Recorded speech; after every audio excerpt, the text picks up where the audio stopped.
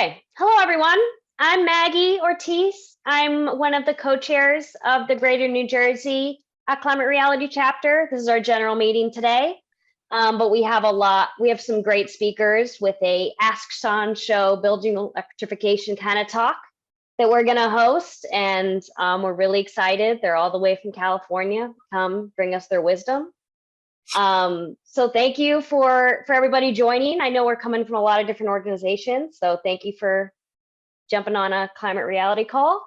And I will just hand it over to Steve Miller, who's one of our members and does a lot with us in building electrification, to start off the show. Welcome, everyone. Hello, everybody. I welcome all 106 of the registrants. We are not all here yet, but we'll have more now and who will receive copies of the recording and also the slides within a couple of days after the program concludes. We have an exciting inaugural New Jersey The Sun Show. Tonight, this program is sponsored by 3 environmental organizations. I happen to hold leadership positions in those 3. And we greatly appreciate Maggie and the New Jersey Climate Reality program to devote most of their tonight's program to the Ask Sean show. I think this show is an excellent way to expand audience participation and add excitement to our programming. And we especially invite tonight's viewers to participate in our Q&A portion of the evening, and you're encouraged to not hold back and to ask your questions about the ins and outs of anything you don't understand about electrifying your home. So I invite you to enjoy tonight's Ask Sean show, and I'll now pass the baton to the star of tonight's program, Sean Armstrong, in person from California. Yay. Okay, so thank you so much. It's lovely to be here. I am originally from Wisconsin, from a rural farm. So I'm in California, and I am a California boy at this point, nonetheless. Okay, so tonight we're going to start with questions and answers. So the first question is about this house, the Burton residence in South Brunswick. And we did a little pre-meeting and things talking about it. If you want to know, why Sean? Why does Sean have this little show? It's because where I went to college at Humboldt, up here, Humboldt State University, far northern California, there's a demonstration house for how to get renewable energy into homes. And so I've done pedal power, installed a wind turbine, biodiesel generator, solar arrays, mobile wagons, powered concert stages, done houses, done apartment complexes, was just in it. And then got a job in development in 2005. After I was a high school science teacher for a few years, wasn't my perfect fit. 2005 went into affordable housing development and super green, this project here with the candy colored homes. So those are 26, 100% solar offset. No one has utility bills, low income housing for seniors, just adorable. 2014. And so since 2011, I've been consulting on developments around the country. This one down here is in Maryland on the Washington, D.C. Beltway, and it's under construction. It'd be 11 stories tall, zero net energy, has a huge solar wall for low-income seniors, and solar canopies up on the roof and such, passive house, very insulated design. And then this is my house here on the lower left-hand corner. And one of the quick things to understand about me is that I have no patience. My mother-in-law died in the 2017 Tubbs fire in Santa Rosa. It was the first one that was just horrifying because it burnt down large parts of the town and lots of people died. The second year, 2018, is when the Paradise Fire happened, when an entire town went up and more than 80 people died in their cars and running, that kind of thing. So I feel like we're past due for engaging electrification, getting rid of fossil fuels, putting renewable energy into things, past due. Okay, now let's just start. Well, I think the classic question is the misinformation out there that electrifying will have, is impossible to do or something like that. Everyone's like, what about the grid? So this is a study in a very large city, Sacramento, one of the biggest cities in California. And this utility there, they have gas hybrid homes, ones that have gas doing things, and then they have all electric homes, a lot of them with electric resistance, space heating.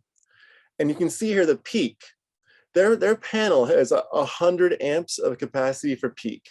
Almost nobody is using 80 amps even at peak. And you're seeing that most people are like, if they're all electric homes, not even efficient all electric, just electric, like 33 amps out of the 100 amps that's in their panel. And when I've asked SMUD, this utility, Sacramento Municipal Utility District, what would happen if everyone electrified? They said, it'd be okay. A lot of our equipment would start aging sooner, like it'd be coming out of commission. Instead of it being a 25-year transformer, it'd be a 15-year transformer if we did all the vehicles and all the buildings, but we could do it. And I said, okay, well, sounds like we can do it.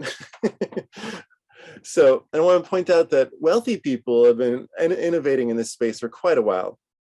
I'm not just talking about Teslas and electric Lamborghinis and all the rest of the fancy cars, I'm talking about houses. So there's really nice houseboats that you can float on in Amsterdam that are 100% solar powered and electric.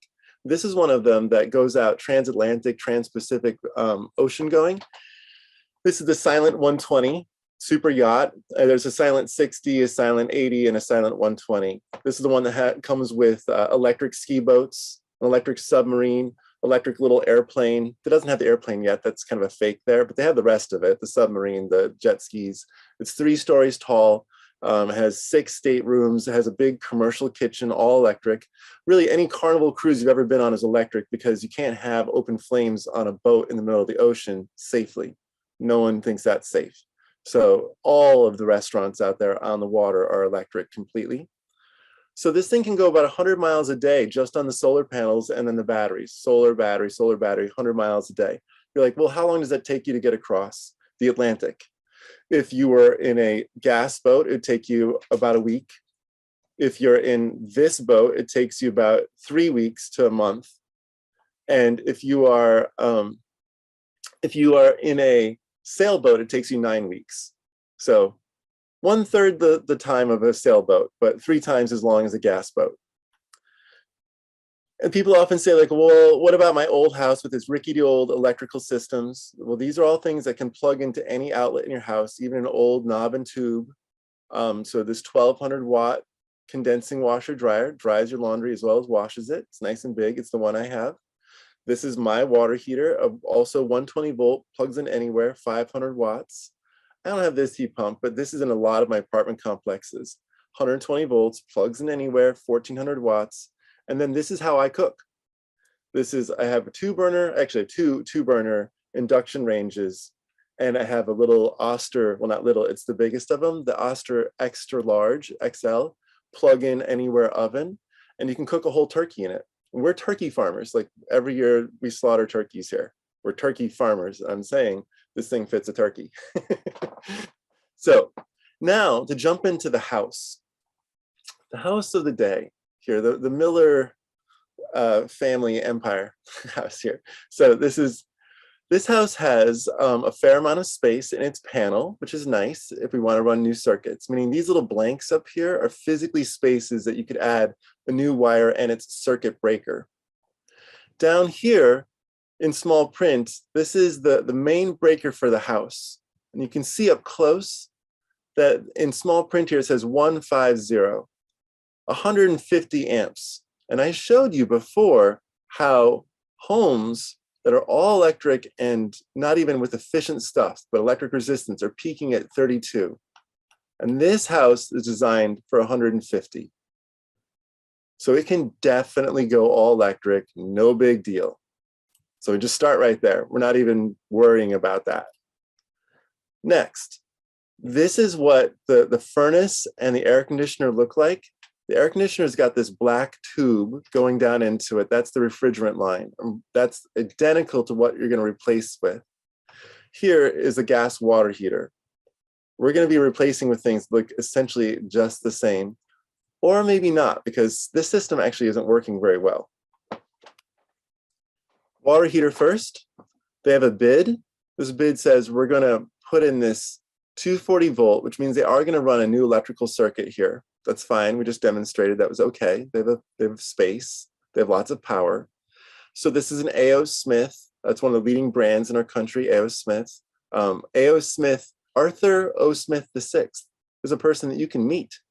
He's still like part of the family empire of the A.O. Smith water heaters. So they're going to put in one of these heat pump water heaters, 30 amps, 240 volt, just gets a special circuit. It's essentially the same circuit as you'd have for an electric dryer. Now, outside, you can see their air conditioner. This photo is a little tweaked. It's slightly narrower, but I couldn't fix it. Worth noting is that it has, this air conditioner is from 2016 at least. It's 25 amps of power, fine, because we don't want to rewire it. We're going to make sure that we choose a heat pump that also uses 25 amps. It'll be the same air conditioner potential, only more. This air conditioner is a SEER 14 or so, and we're going to recommend like a SEER 20 or SEER 22, meaning for the same amount of electricity, you'll get maybe 70 or 80% more cooling out of the same electricity. Or differently put, you can use less electricity and get the same cooling that you always needed. So it's going to use a lot less energy for cooling, and it's going to be a very efficient space heater. These options here on the bottom, you see it in the blue, it says -15, and the next one is -13, -22, -13. So what it's saying is that this heat pump can produce at least 80% of its capacity when it's -15 and -13 outside. Great for a really crazy bad polar vortex in New Jersey coming through. You'll still have a toasty warm house. And this is kind of what they look like here. And I was going to focus on Mitsubishi for a moment.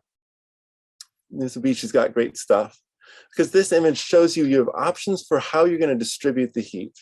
Now, this box on the lower left-hand corner, this is the one that you'd put in if you were just going to do a swap out. You'd put that box literally right here. And that refrigerant line would go into a heat pump air conditioner. Right now it goes into an air conditioner that can't heat, but it would go into an air conditioner that does work in reverse and does all the heating work. And look the same because it is the same. It's just like a reversing compressor pump and a reversing valve, but it just to make it go in reverse.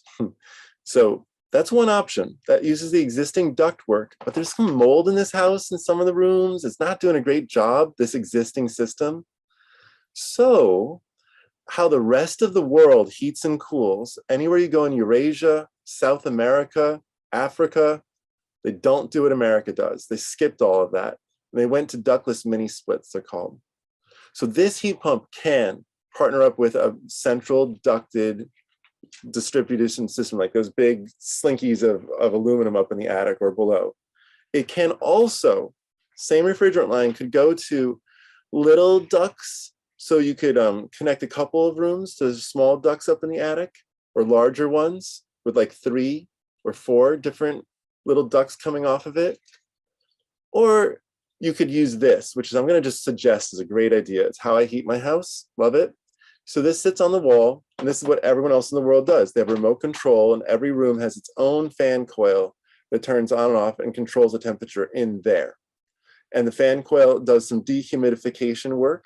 So you can also, it needs a condensate drain. You're gonna need to put the water someplace. So a sewer or go outside and just drip. But the upside is like every room can have its own amount of heating and cooling. And you can keep it dehumidified. They usually have a dehumidification mode. And now if you're wondering, how efficient could this get? This is the most efficient one that we have in the United States. It's only for one room. But it's a 42 SEER, not 14. So it uses 1/3 as much energy for air conditioning. 1/3, 33%. And it's an HSPF 15. The heat pumps, this is like an HSPF 10 or 11, pretty much because it would have multiple different spots that it was heating, and it does a fair amount of heating. Both those things make less efficient. This is only for 7,000 BTU. So it's like a window air conditioner's worth of heating and cooling, small, but it's super efficient, if that was your goal. Okay, so I'm just gonna suggest for this house, because it's got mold issues, pardon me, that you put one of these outside, and then you run a refrigerant line to each room that has one of these fan coils on it, like the one you have now, and you just do that for every room, because they do have a one mini split, a 1-to-1. But this can have multiple fan coils come off of it. It's a bigger system designed for multiple fan coils. Yes. 1 second. Hey, Violet, come on down. So I think that's a better fit, and it'd stay under 25 amps and it'd work in really cold temperatures. The Mitsubishi I got a new hard High 2, it's called. That's their cold climate version. That's what they do for New York, New Jersey, Wisconsin, Michigan is the High 2. Okay. And then stove. Stove, they have an existing 30-inch gas range. Thankfully, it's a gas vented, but just so you know, I'm taking infrared camera film right now with a film major of people cooking on their gas stove, and I am shocked. I didn't realize how bad. I'd known about this for quite a while, and like written about it and such, but it looks like a bonfire, like a literal campfire's worth of smoke, and off that little range that you can't see, but with an infrared camera, you can see all of the heat, the smoke. 1 second here, looks like I need to stop my video. So this campfire of invisible smoke is equivalent to having someone smoke cigarettes in the living room all day. It's equivalent in the amount of fuel being burnt. It's equivalent in the amount of benzene being produced in the house. It's equivalent in the amount of nitrogen dioxide, which causes smog when it's outside. And it causes smog inside too, when the sun shines through your windows. So gas stoves are really bad for the health of anyone who has a heart disease, a lung disease, anyone who's young, and also pets, all of whom disproportionately suffer from nitrogen dioxide poisoning, formaldehyde, and benzene. So here are a couple really nice options. I just want to note, like, this is a nice stove, right? I could provide some cheaper options. So this is not that. This is nice stove options. The cheapest of the induction stoves.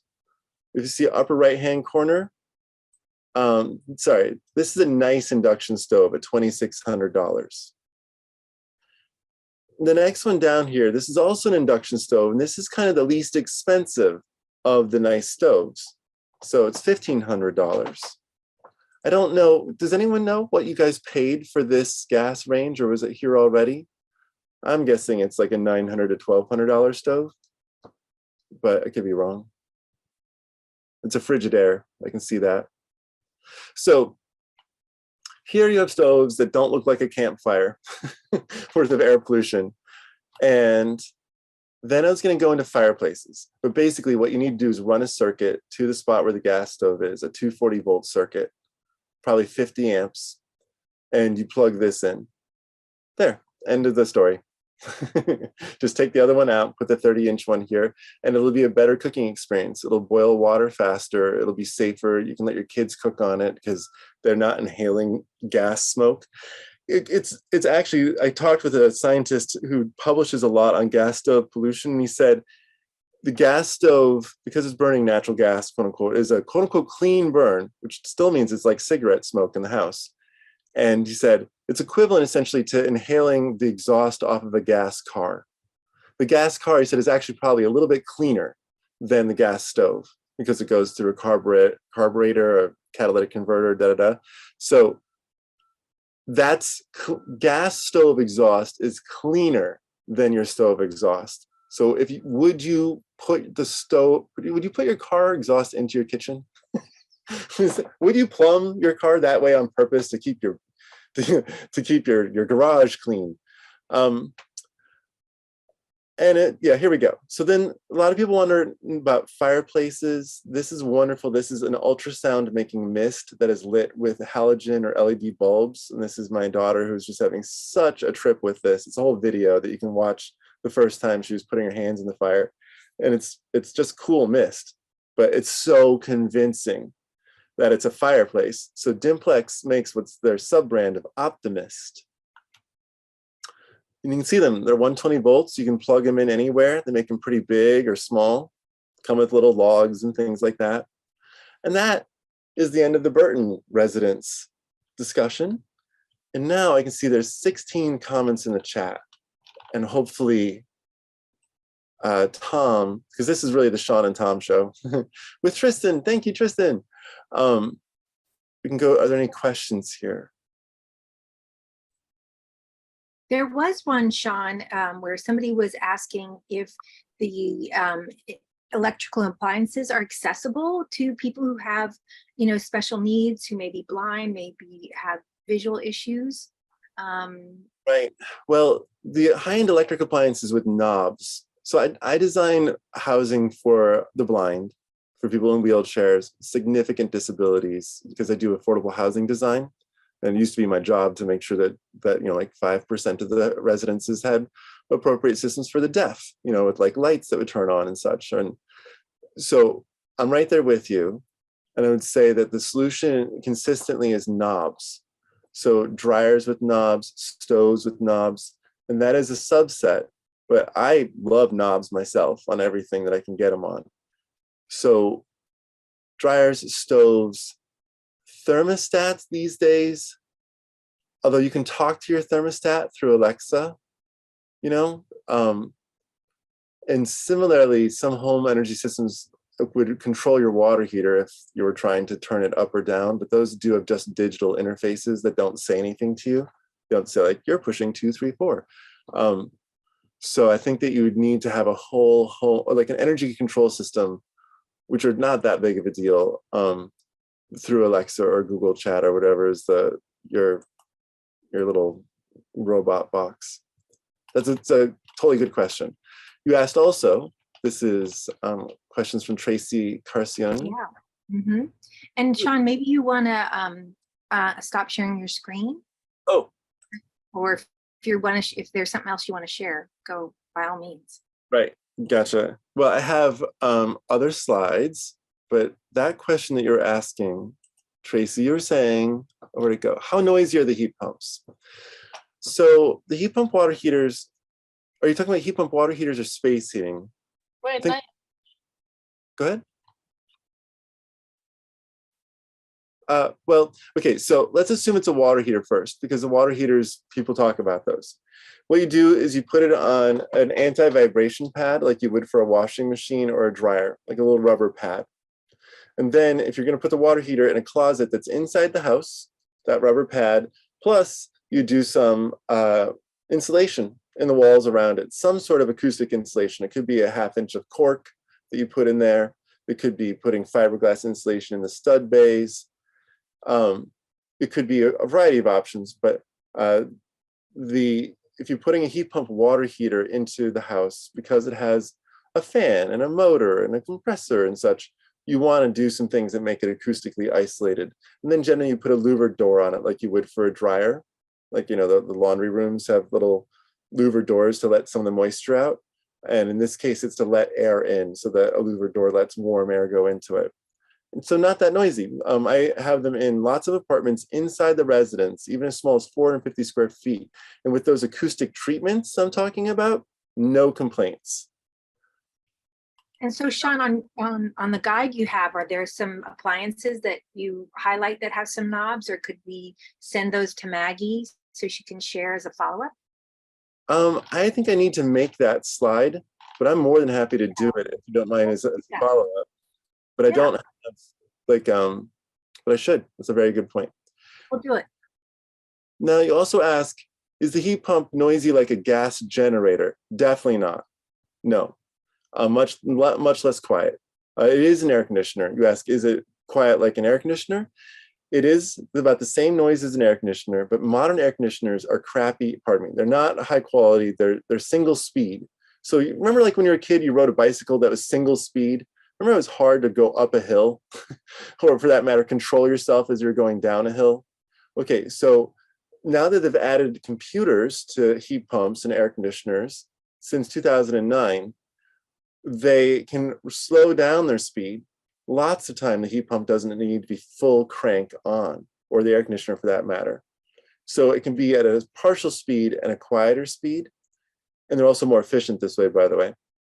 So modern air conditioners that are heat pumps, as I'd recommend, so it does heating and cooling. Don't ever put in just a single use air conditioner again, because the heat pump version is almost the same price, like 10% more. So yeah, it'll be about the same noise as a quieter air conditioner. Or are you asking, or is it as quiet as your quiet solar inverter? It doesn't make a buzzing sound. It makes like a solar inverter does. Instead, it makes a fan sound. So if you put more expensive fan components into your heat pump, which they do, like a DC fan, instead of an AC fan. If you start putting higher quality components in and also running at partial speed, then you get a quieter fan than the just blasting it on and then turning it off. That's how modern single speed air conditioners are. It's either on or off. You're either pedaling or you're not. And so either putting the brake on all the way, just skid, you know, on like one of the single speed bicycles, or it's going, but it's not like just a little bit of skid, a little bit more skid, and it's not variable. Your current air conditioners and heat pumps. So it'll be quieter than an air conditioner that you have now. And Francesca, you say, my heat pump condenser is outside and is not noisy enough to bother me at all. Same thing with me, doesn't bother me. Don't really notice it or hear it. Rick Goldberg, you ask, what is your take on dual fuel solutions? Boo! For HVAC in central New Jersey, with gas as backup for the coldest days of power outage. I think it's a huge waste of money. I think it's a waste of money on the install. That's a more expensive installation that you have there, more expensive venting, more expensive piping, the equipment's more expensive. And you should be, since there's so many cold climate heat pumps that do, like people on Facebook every winter now are posting their thermostats inside and outside. They're, you know, like, and they're showing how outside it's -15 in Ohio, inside it's 72, with just the computer doing the work in the heat pump. That is the cost-effective way, and that then addresses the fact that about 40% of climate change is methane leaked, not methane burnt, but each of our houses has a 1.5% methane leak. 1% is the pressure release valve that's on our gas meter. So it's a deliberate leak of 1%. And then we have at least 0.5% in the rest of our appliances. And that 1.5, once it gets to 2%, that methane leakage, it starts becoming as bad as if you were burning coal in terms of its amount of pollution. And it's just 2% leakage. But it's intensely bad. It's like 40 times worse than CO2. And it's a magnifying lens. And so what's happening is that it does all of its work for the next 10 years. My point being is that, like, for the next 10 years, more than half, because it's over the 10-year part, more than half of these terribly hot, scary days are because of methane that was leaked, not burnt. So any connection you have to your house is responsible for a 1% leak, which is a lot of leakage, let alone the 4 to 17% leakage that you have at the gas fields, which makes it so that's why we have such a crazy disproportionate amount of climate change from methane.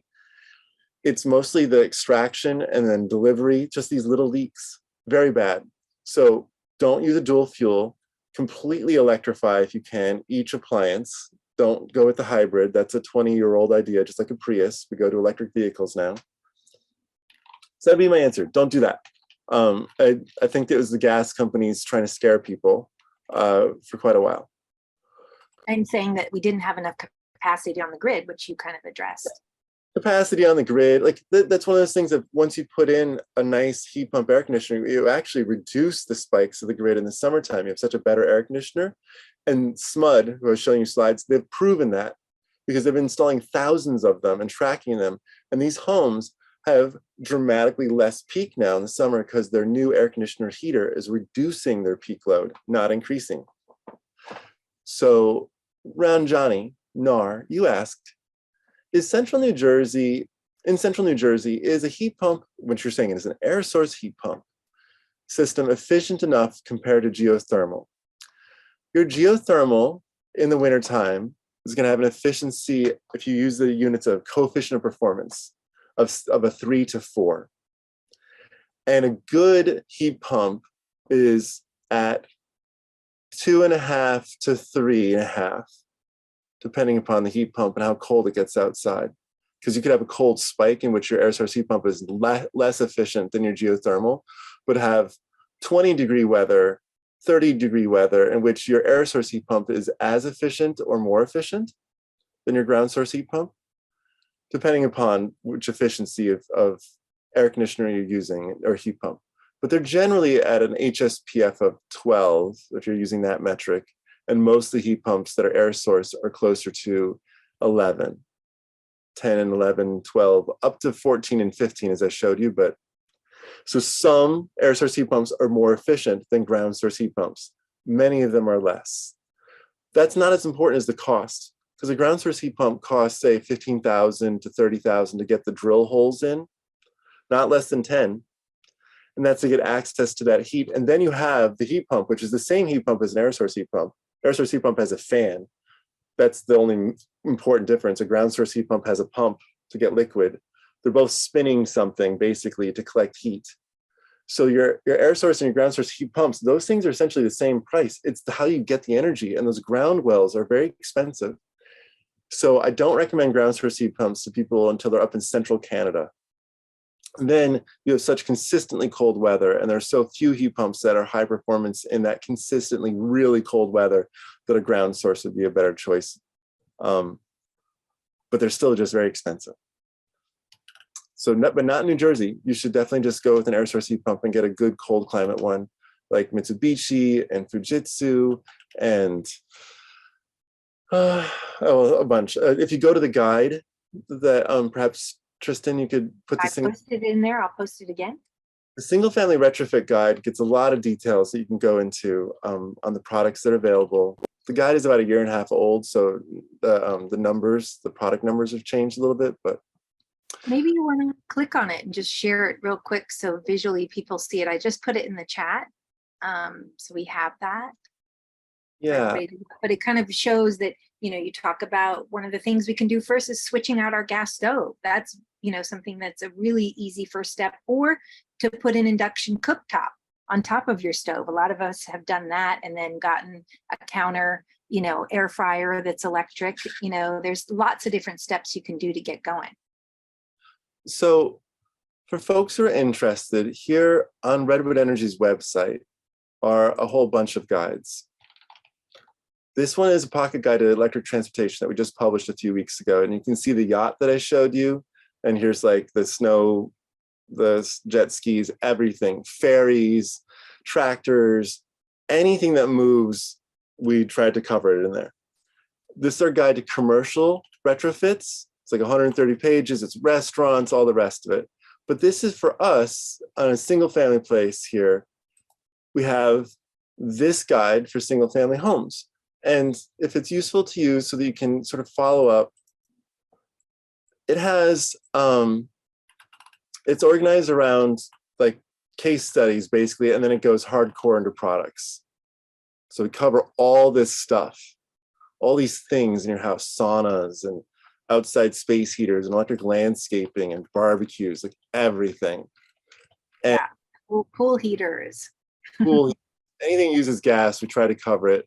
And like if you're trying to electrify in a really tight budget, you could use one of these heat pumps that's just like a window heat pump that sits on the floor and has a tube.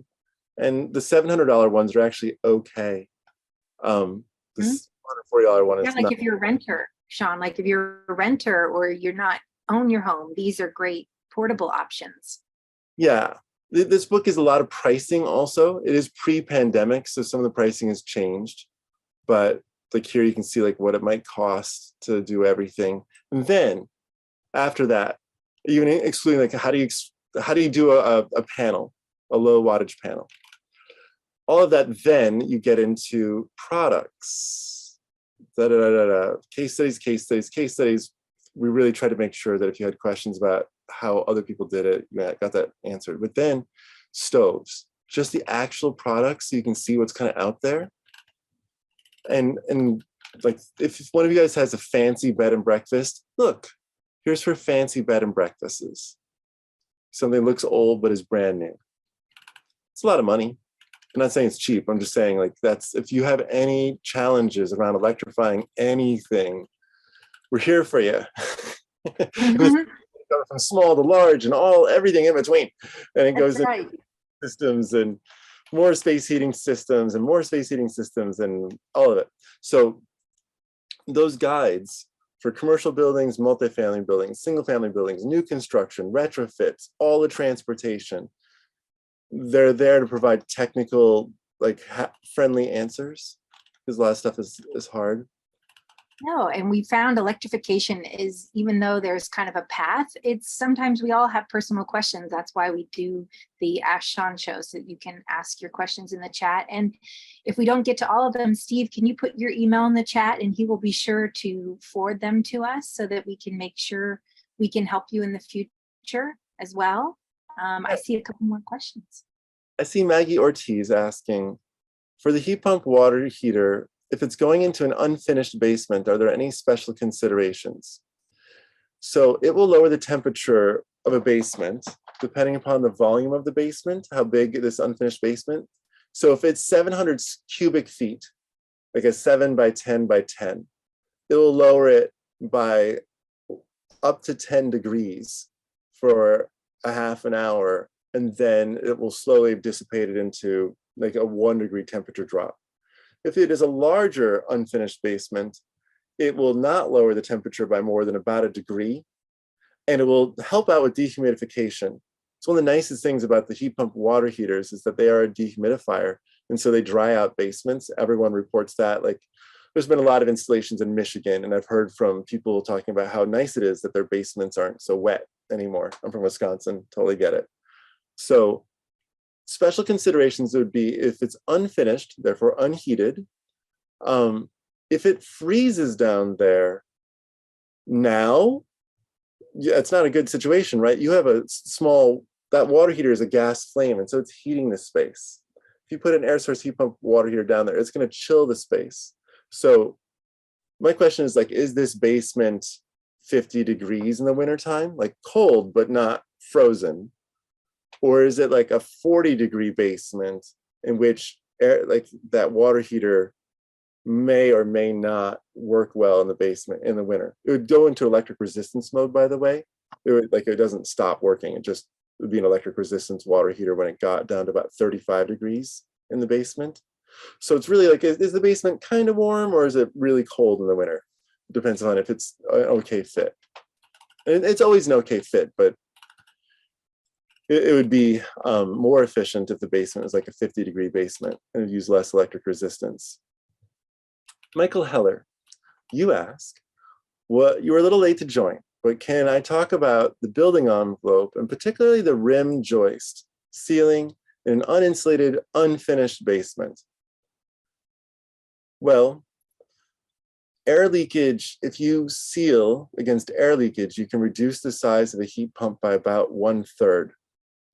So if you're thinking about what is the impact of sealing just generally on the building, and this being an example, I would say, like, you definitely would benefit and have, like, it might take you $500 to go around and caulk everything in your house, some labor, time, but that could reduce the size of the heat pump by $5,000.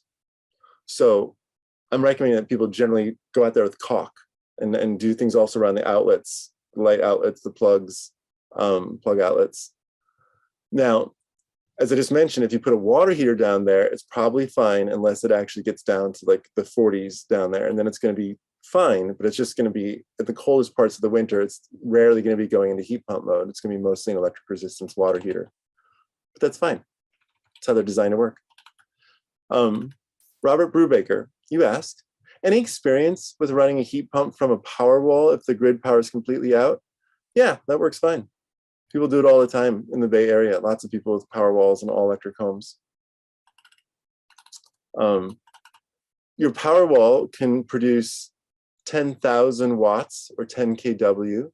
Your heat pump should be using, with a computer one, should be using in the range of 7,000 down to ideally about 3,000 to 4,000 watts. And so, and Tom, you can correct me if I got my math wrong. Well, in normal operation, mine's down around 600 to 1,000 watts, here in the Bay Area. Right. And these inverter-driven ones, they just ride along at equilibrium, whatever it takes to meet the house needs. Well, I was thinking a peak winter time. Like if this, if they had a 30 amp, 240 volt, that's 7,200 watts, and that's the maximum. Right. And that's a huge heat pump. Yeah. but you usually, as Tom's saying, like 600 watts, 1500 watts, 3000 watts, like most of the time it wouldn't be, full blast, which is why they're so efficient. Oh, Tim, you go on to say, we have multiple, sometimes multi-week power outages. I currently use a gas generator to power my oil boiler. Jeez. What can I use instead of a gas generator? An F-150 Lightning. So the F-150 Lightning could power your house for about a week. It can produce, just like a Tesla Powerwall, 10 kW of power, 10,000 watts. It has 130 kilowatt hours, which is 10 Tesla Powerwalls. 10 of those batteries lined up is what an F-150 is on wheels. That's with 130 kilowatt hours. You could get a Hyundai Ioniq 5, and get a wall box bidirectional or decibel bidirectional charger. And then you have like a 60, 70 kilowatt hour battery, or Volkswagen, or like all sorts of cars are at the like 57 to 70 kind of kilowatt hours. And that's still in the range of 5 Tesla Powerwalls.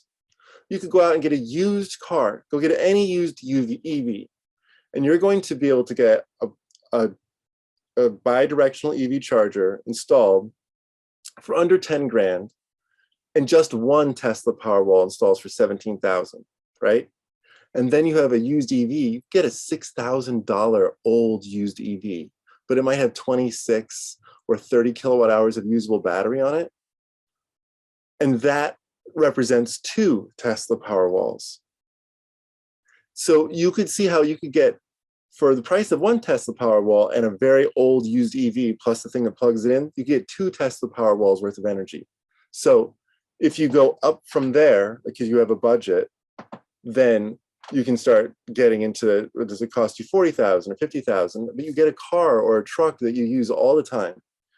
And then you have a massive battery on it. And the decibel, DC bell, I'll type it in here. Actually, what I'll do is I'll bring it up. The decibel is also a solar converter and a charge controller. So 1 second, I'm almost there. So you can plug different vehicles into it. Okay, sharing screen. And this is the very cost-effective way, meaning like it's 1/2 the price of getting a stationary battery. And you can drive it away and charge it up. If you run out of power after a week, you can go someplace, just drive it someplace, completely charge it, and have another 4 or 5 days of charge in a larger battery. So this is what it looks like. And you should get a solar, the ideal way to get real resiliency is you get a solar array up on the roof. And then you have an electric vehicle, which is a gigantic battery that gives you flexibility to charge it elsewhere if you really run out of power. Drive it 20 miles to someplace that has power, completely charge up, come home with 400 miles of equivalent driving. So your decibel, it also can control things in your house. It can shut things off. You're like, power's out. I think I'm going to shut off my water heater. I'm just going to have like just my space heating and cooling. If you were really running out, the decibel has that option for you to say like, I'm just going to keep some critical systems, the refrigerator, the freezer, the da-da-da-da, because I have a small battery. But if you have a big battery, then you don't have to worry about that so much. But this is the cost-effective way. It's been pioneered in the United States since 1994. It's traveled the globe. It's being done all over the world, and it's being deployed right now. The F-150 Lightning comes with it. If you get like their fancy pack, you get that bidirectional charger, and it's being deployed in the Bay Area right now by PG&E to help avoid power outages. And that's exciting because there's more than twice as much EV battery driving around in California than there is utility grid battery installed. And there's almost 100 times as much EV battery driving around in California than home batteries installed. EVs are truly a gigantic battery resource compared to everything else. Okay. Did you have Sean, was there a few more slides? I know we had a question sent in earlier too from Virginia that I think Tom added to the PowerPoint, but I don't know if it was. Sure. I'll get to a couple slides. I have tons of slides. We could go slides forever. I know. Bill asked, is blown foam insulation better than caulking of insulating basement joists? No. I found that blown foam creates a lot of voids and incomplete seals. There's a lot of little air gaps you can see. And caulk does a better job of completely filling. You could do both, do a little bit of great stuff, like a little rim joist foam, but then I suggest that you cover it over with caulk, or don't do the blown foam. Caulk is better until it gets to be very, very large gaps, then like ½ inch, you can caulk a ½ inch. So I guess I should say it somewhat depends upon the gap, but generally with smaller cracks, caulk is much better than great stuff, blown foam insulation, because it doesn't completely fill. It's very bubbly the way it expands. I'll stop sharing on that. Yeah. We have about 15 more minutes till they go to their chapter meeting. Okay, so I wanted to show a few things that were kind of advanced strategies. So the dryer buddy here, see this? It says BSA Electronics Dryer Buddies, and the NeoCharge next to it, and a simple switch. All of these devices here are devices that turn some things off while letting the other thing operate. So the dryer buddy is a great example where it'll operate your electric resistance dryer, and you have an EV charger. And when you're running the EV charger is doing its thing. But when you want to turn the dryer on, it shuts off the EV charger. And it just lets you use that power for just the dryer for an hour, right? And then the device turns the EV charger back on. And since cars mostly charge in a few hours, no big deal, plenty of time in the evening. So this is one of the ways in which you can take an existing plug that you have, and the dryers are frequently used, and add an EV charger without having to do any infrastructure, new wiring, nothing crazy, because these are essentially plug strips. Like in 120-volt plug strip where you plug multiple things in, this is that. And some of them have a computer in there to make sure that you're not going over the wattage. Like NeoCharge will let both things operate at the same time as long as it's not exceeding the 30 amps. And Simple Switch, which is exactly like what it sounds like. It's a switch, and it's either one or the other. And if one's operating, the other one isn't. Whereas NeoCharge has a little bit of a computer brain about the topic. I want to show you this 120-volt strategy.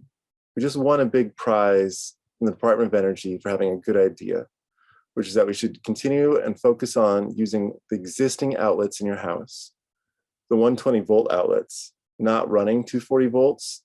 So this is a heat pump dryer.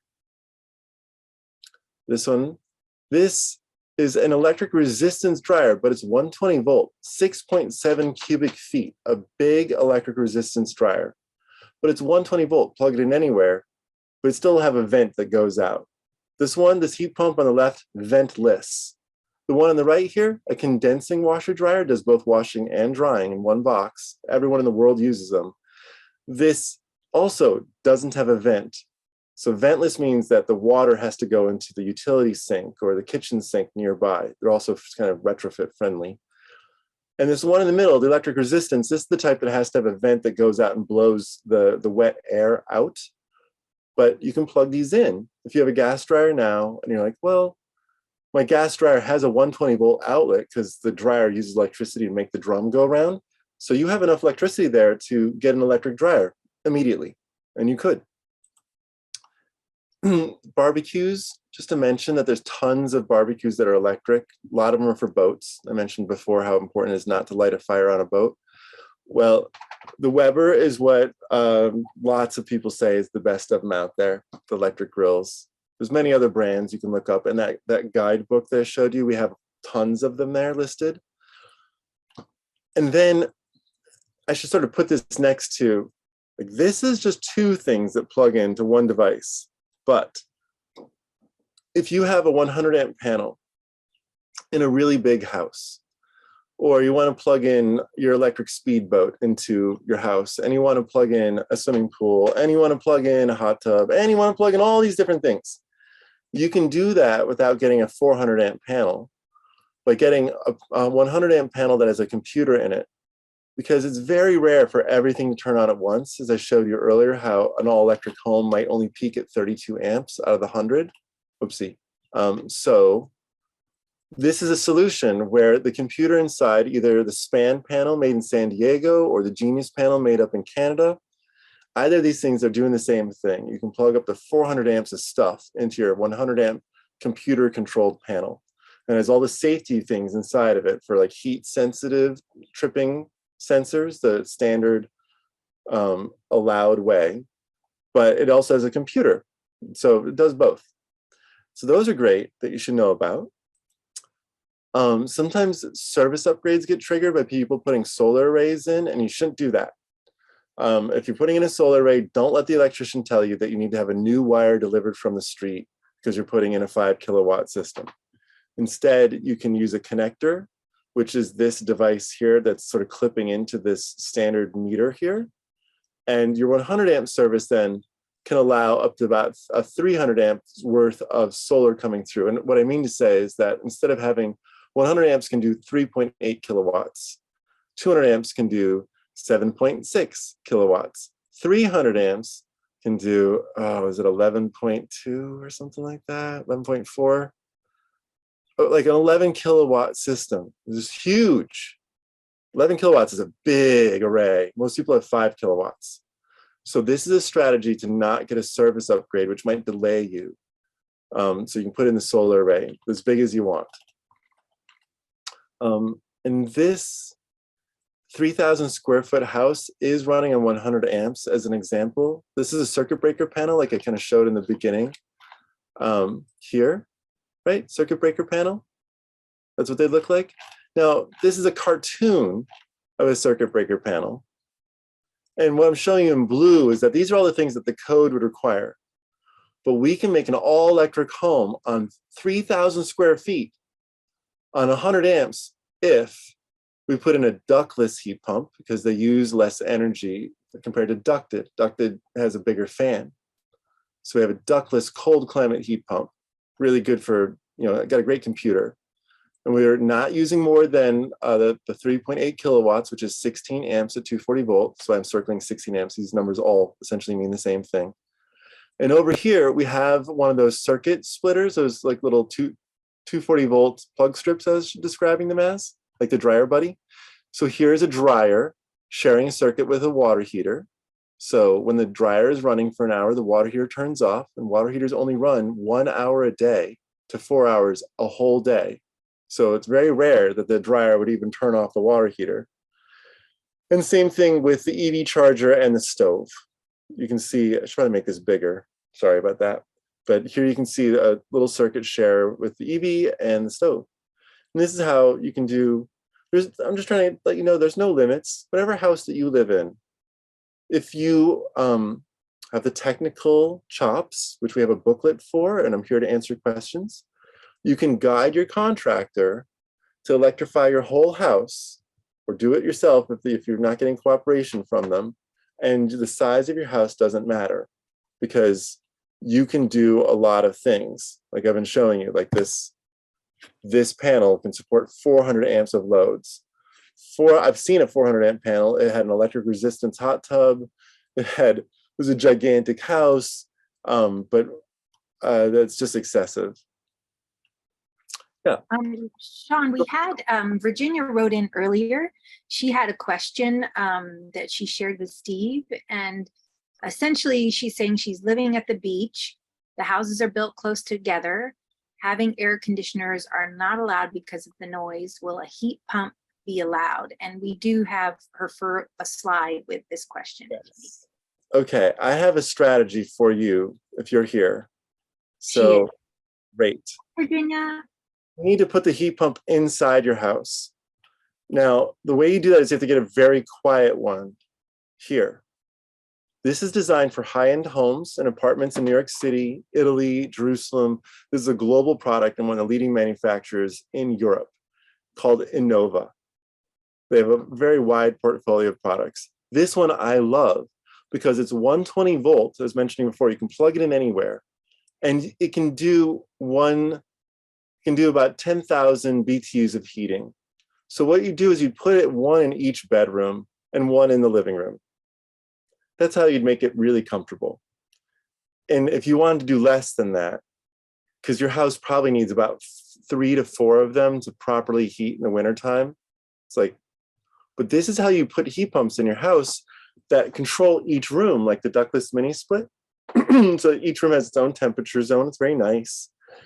And it sits on the inside. It's about 6 inches deep off the wall. And you can put it up high, you can put it below the window, etc. But it is it's designed to heat and cool maybe like 700, maybe 1,000 square feet tops, depending upon the climate and how well insulated and how airtight your house is, how well you've done with caulking. But this is the solution. It's silent. I've been right next to them. They make no noise when they're operating. Super quiet. And it's Yeah, I've seen them in a lot of really close homes and people don't even know they're there. Yeah. So what happens, they sit on the inside and then you put 2 6-inch or 8-inch ducts through the wall and they can hide and look just like a little vertical vent, about the size of a dryer vent. You can make it look very small. So yeah, that's how you do it. You put the heat pumps on the inside, and this is the best product for that, in my opinion. And Sean, do you have your cheat sheet slide for the incentives like that, Yeah. people want to keep in mind what they can look for, and then we want to transition it to your chapter meeting or take one last question. Okay, so let's see here. Here we have the Inflation Reduction Act. So I went to 5 different presentations when the Inflation Reduction Act was passed, and I took screen captures of their slides. And this is what I felt like was the most helpful of the bunch. So this slide is from Rewiring America, one of the lobbyists that passed this. And what they're saying is that there are going to be point of sale rebates in New Jersey, which means your contractor has the rebate on their receipt and they show you that they've discounted the price. So you don't have to apply for the rebate, point of sale rebate. And if you're a low-income household being less than 80% of the area median income, then the rebates are 100% available to you. And Senator Joe Manchin made sure that if you were higher income, 80% to 150% AMI, then you only get 50%. Okay, so it's income qualified. Now the money, $8,000 for space heating, $1,750 for the water heater, $840 for a heat pump clothes dryer, so one of the more efficient ones, $840 for the electric resistance or induction stove, either, $4,000 for electrical panel upgrades like the span I showed you, or just rewiring in general. You get another $2,500, but that $4,000 could help pay for the fancy panel I showed you, which they cost $4,000 to $5,000. Installing them costs more, but you can see that kind of covers a big chunk of it. And then weatherization, the caulking, $1,600 is a lot of money for weatherization. You should spend it because you could get 100% or 50% off of that, and it'll reduce the size of the heat pump so that that $8,000 goes farther by about $5,000. Spend $1,600 on weatherizing. It'll make it so that you don't have a $15,000 heat pump, you have a $10,000 heat pump for your house. So that's the HERO rebates. Those will go fast. I don't think they'll be there for more than 3 years in New Jersey. These are tax credits for people like yourselves that are $3,200 a year. So 30% tax credit, 30% of your expenditure. You spend $10,000, you can get a tax credit of $3,200. For space heating and water heating heat pumps, it's capped at $2,000. Okay. So it's kind of designed for you to do some retrofits this year and some retrofits next year because it's capped at $3,200. So this is the incremental electrification tax credit. Annual credit for other upgrades at $1,200. So the caps internal, but $3,200 a year. And you can do this $3,200 a year, year over year until fiscal year 2031. Covers the purchase and the installation. And they have to be very energy efficient. They've got the list out there.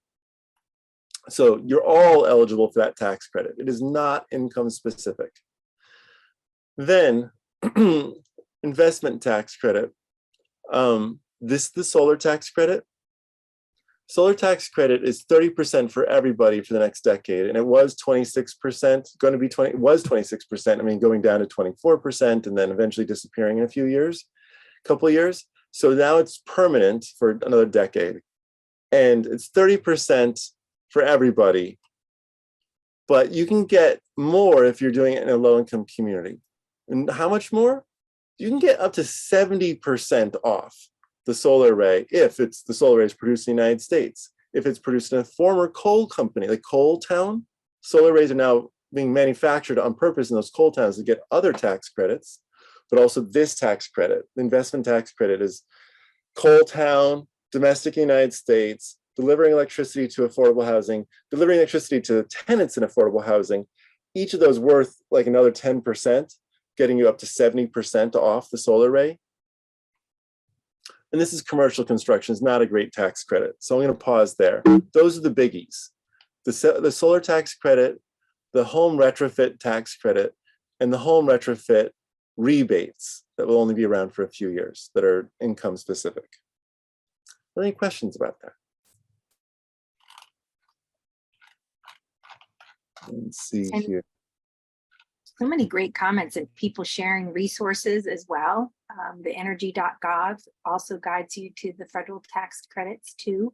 And I've noticed a lot of CPAs can give you input too, because they're being updated on, you know, what you can do, what rebates you can do. And so you can also check with your own CPA as well.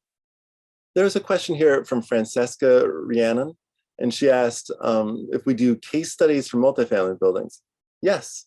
Yes, and I'm putting that in the chat right now. There it is.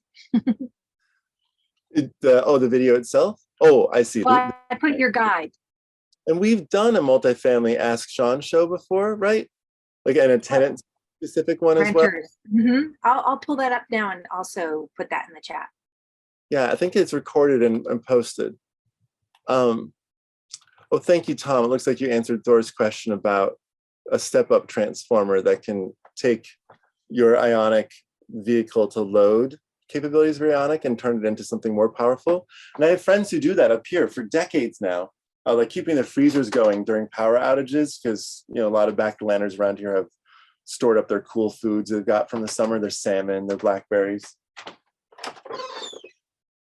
And Maggie, we want to be mindful of the time and make sure you have time for the rest of your meeting. Are there any other questions that are super urgent, or you can email them to Steve Miller? I don't know if you put your email in the chat, Steve, so that everybody can reach out to us again later. We'll be happy to ask more questions. And there's one last from June. Will any of the tax credits be assignable as the EV credits are now? I don't think so. And the EVs are mobile and your homes are not, and so I think they won't be assignable. And Good question. Yeah. Well, hey, take care, y'all. Thanks so much for having us. Really appreciate it. Enjoy your meeting. Yes, thank you guys so much for coming. This has been really great. So we're gonna just chat about some climate reality stuff now. If you liked today's meeting and want to see more speakers and things like that, I would encourage you to join us. So I added the newsletter opt-in. I'm going to be sharing all of the information that was shared at this meeting there. So if you opt in, you'll receive that. And then also some of our social handles, if that's how you kind of want to follow us. Next month, I have a speaker lined up talking about local action in Westfield to fight turf fields by a zero waste shop owner, Sustainable Host, if you've ever been there in Summit, New Jersey. So that's going to be pretty interesting. So feel free to join us and keep following what we're doing. We love to highlight great speakers like this at our meetings. I will just highlight some other things that are going on. Like they mentioned, there's a lot of resources for electrification. I'll share the pledge from Climate Reality. This is a pledge you can take to electrify, and they send you emails periodically about different resources and how to get involved. So if you kind of want to be reminded, just on a monthly basis, and get more electrification information, I would encourage you to take that pledge there. Also tomorrow, there is a climate action party revolving around food waste that Climate Reality is hosting. So I'll just put information for that in the chat in case you're interested in helping them tackle food waste. They usually have a presentation, and then they have some petitions and stuff you can sign and engage to try to make those actions, happen. So there's that. And then I did want to mention, we are going to be a co-sponsor of the March to End Fossil Fuels. That's going to be September 17th. So start marking your calendars for that. It's going to be in New York City, revolving around the UN meetings about climate that they're going to be having there. So it's a very apt time to show up in person and really engage in that community and let them know, like, hey, we're here. we care about this. As a chapter, we're going to try to host some art builds and things like that here in New Jersey. So if you can't, go to the event, you can still engage and help spread the word about that. So that is going to be September 17th. So a while away, but start marking your calendar. And I just posted the link for that in the chat too. So just kind of wanted to add some other events that are going to go on. Great. And so now we will do committee reports, because we have a lot of different committees as part of our chapter. So I'll shut off the yeah. recording. Oh, yeah, go ahead.